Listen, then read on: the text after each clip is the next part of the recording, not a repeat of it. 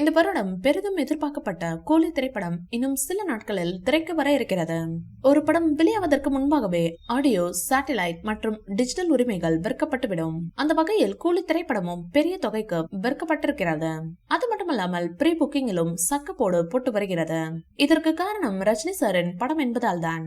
அது மட்டுமல்லாமல் லோகேஷ் இந்த படத்தை பயங்கரமாக செதுக்கி இருக்கிறார். நாகார்ஜுனா, உபேந்திரா, அமீர் கான் என்று ஒரு மிகப்பெரிய பட்டாளமே நடித்திருக்கிறார்கள். இந்நிலையில் இந்த படத்தின் பிரீமியர் காட்சி போடப்பட்டுள்ளதாம். அதில் தமிழ் சினிமாவில் உள்ள அனைவரும் பார்த்துள்ளனர். அதில் நம்ம தமிழக முதல்வரும் ஒருவராம். படத்தை பார்த்து நம்ம ரஜினி சாருக்கு போன் போட்டு வாழ்த்தியுள்ளார். அந்த வீடியோ வைரலாகி வருகிறது. இந்த சூழலில் கலாநிதி மாறனுக்கு ரஜினி சார் தரப்பிலிருந்து ஒரு அறிக்கை வைக்கப்பட்டிருக்கிறதாம். அதாவது ஆரம்பத்தில் இந்த படத்தில் நடிக்க சம்பளம் எதுவுமே ரஜினி சார் பேசவில்லையாம்.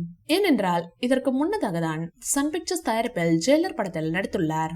அது மட்டுமல்லாமல் ஜெயிலர் 2 படத்தையும் தயாரித்து வருகிறார் கலாநிதி மாறன்.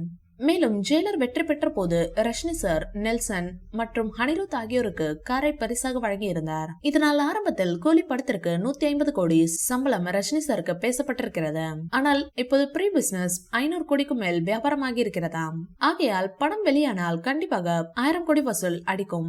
இதனால் இன்னும் 50 கோடி சம்பளத்தை ஏற்றி ரஜினி சார் தரப்பிலிருந்து 200 கோடி கேட்கிறார்களாம்.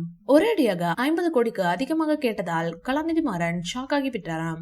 ஆனால் கடந்த முறை காரை பரிசாக கொடுத்த கலாநிதி மாறன் கூலி படம் 1000 கோடி வசூல் செய்தால் மிகப்பெரிய கிஃப்ட் கொடுப்பார். அதோடு ரஜினி சார் கேட்ட சம்பளத்தையும் கொடுக்க தயாராக இருக்கிறாராம். இந்த வீடியோ பிடிச்சிருந்தா லைக் பண்ணுங்க, ஷேர் பண்ணுங்க, எங்க சேனலை சப்ஸ்கிரைப் பண்ணுங்க.